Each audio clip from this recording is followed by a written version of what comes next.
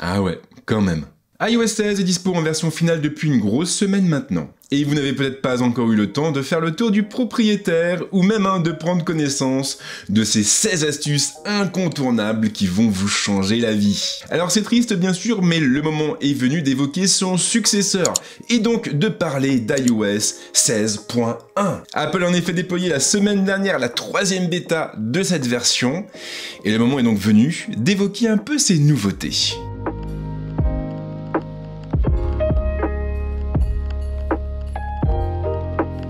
Il s'agit clairement de la plus grande nouveauté de cette version. Les lives sont enfin disponibles avec cette première mise à jour. Présenté à l'occasion du keynote d'ouverture de la WWDC 2022, les lives ont pour but de diffuser sur l'écran de verrouillage des informations importantes, comme le score de votre équipe préférée dans le match en cours ou encore la position de votre Uber. Alors c'est plutôt sympa, surtout que ces flux d'informations seront également intégrés à Dynamic Island.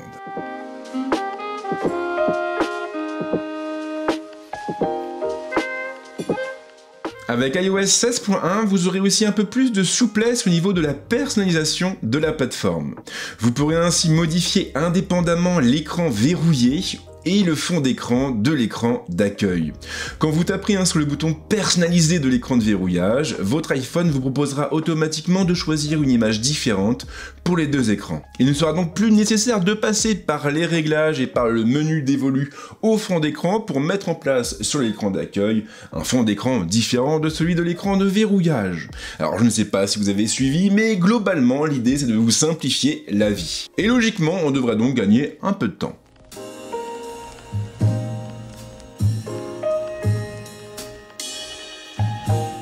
Cela ne changera pas la face du monde, mais il est désormais possible avec iOS 16.1 de supprimer l'application Carte. Il aura fallu attendre un peu, c'est vrai, mais Apple a fini par respecter sa promesse. Et bien sûr, si jamais vous supprimez l'application et qu'un beau jour vous vous réveillez et que vous en avez besoin, eh bien c'est pas compliqué. Il suffira de vous rendre sur l'App Store, de rechercher Carte et de télécharger du coup l'outil. En gros donc, le processus n'est heureusement pas irréversible.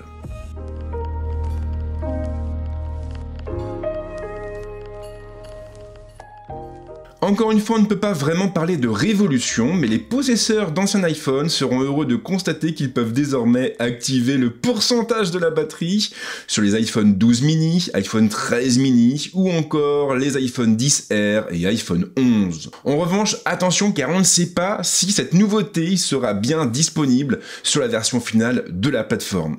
Sur son site, Apple indique toujours que le pourcentage de la batterie n'est pas disponible sur les anciens modèles d'iPhone. Donc pour l'instant, il est un petit peu tôt pour sabrer le champagne.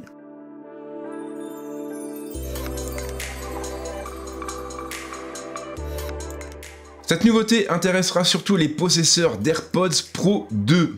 Avec iOS 16.1, ils trouveront en effet une nouvelle option dans les réglages. Une option qui leur permettra de désactiver les gestures liées à la tige. Car en effet, si les nouveaux écouteurs sans fil de la marque arborent le même design que les anciens modèles, ils ont tout de même un truc en plus, un petit pavé tactile qui se trouve au niveau de la tige et qui permet d'augmenter ou de baisser le volume en fonction de la direction du glissement effectué par le doigt. Et donc là, avec iOS 16.1, vous allez pouvoir désactiver cette fonction dans le cas où elle ne vous serait pas utile.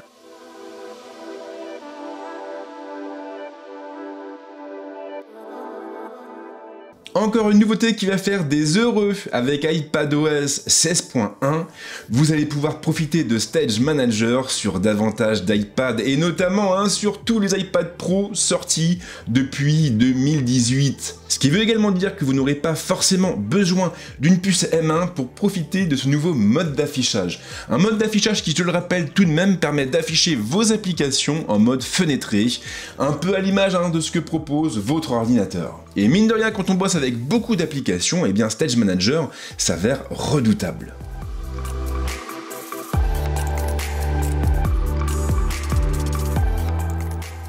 Comme vous le voyez, iOS 16.1 apporte vraiment pas mal de nouveautés intéressantes. J'aurais également pu parler de la correction des bugs, de l'optimisation générale de la plateforme, mais ça, disons que ça fait partie un peu des mises à jour qu'on a à chaque version. Maintenant, ce que j'espère, pour ma part, c'est que Apple va finir par régler les problèmes d'autonomie liés à la plateforme. Parce qu'à l'heure actuelle, iOS 16 quand même a tendance à pomper pas mal. Et justement, on aura bientôt l'occasion d'en reparler dans une autre vidéo tuto, ce qui veut également dire que si vous n'êtes pas encore abonné à la chaîne, eh bien le moment est bien choisi pour le faire. Mais si vous le faites, surtout n'oubliez pas d'activer la petite cloche pour être tenu au courant de la sortie de mes prochaines vidéos. Et en ce qui me concerne, bien sûr, je vous souhaite de passer un bon week-end ou une bonne semaine en fonction du moment où vous verrez cette vidéo. Et c'est promis, on se retrouve très prochainement avec plein d'autres contenus. À très vite. Ciao.